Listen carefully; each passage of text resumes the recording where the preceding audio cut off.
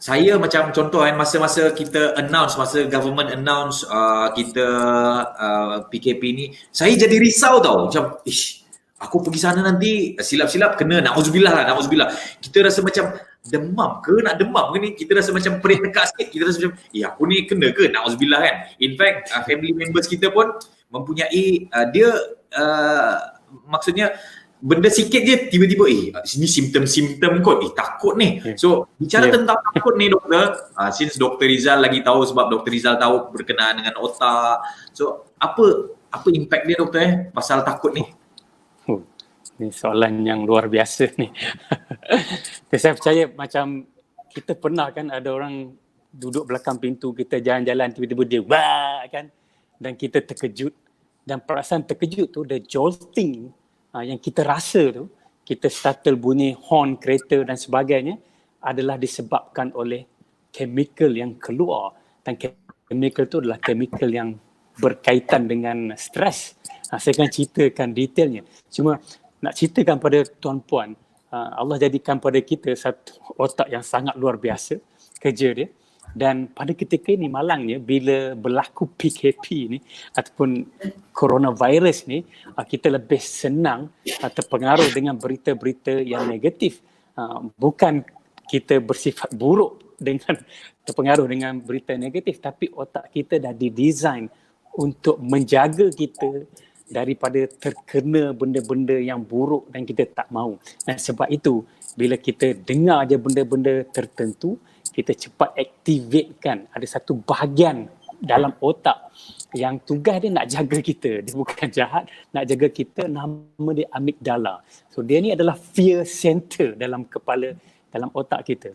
Jadi bila dia jadi aktif tuan-puan, jadi kita mulalah jadi haywire. Sebab apa?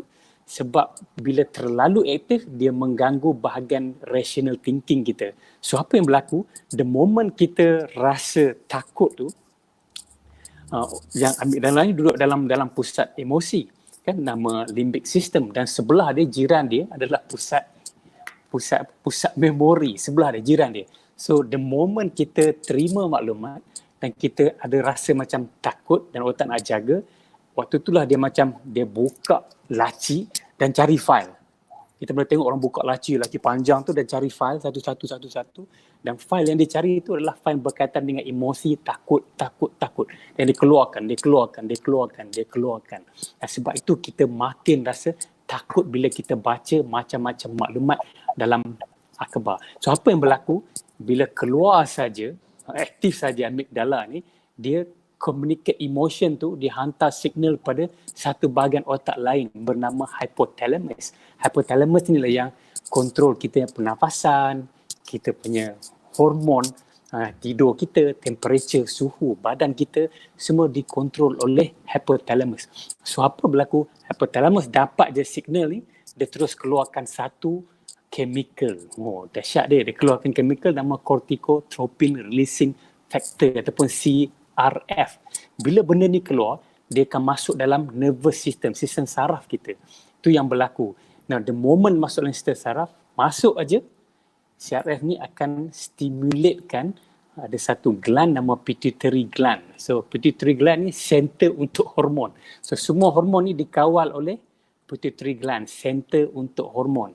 So, masuk situ, mulalah pituitary gland ni keluarkan 3 hormon. GAP nama dia. GAP apa dia? Growth hormone. Satu lagi nama adrenocorticotropics. Dan yang ketiga ialah hormon prolactin. Keluar saja benda ni, dia bagi signal pula pada adrenal gland. Dan adrenal gland ni bila dapat je signal yang tiga hormon ni naik, terus dia keluarkan hormon bernama kortisol. Itulah stress hormon. Nah, stress hormon ni bila keluar banyak, tuan-puan, dia akan ganggu hidup kita. Itu yang kita nak kena elak. Ganggu macam mana?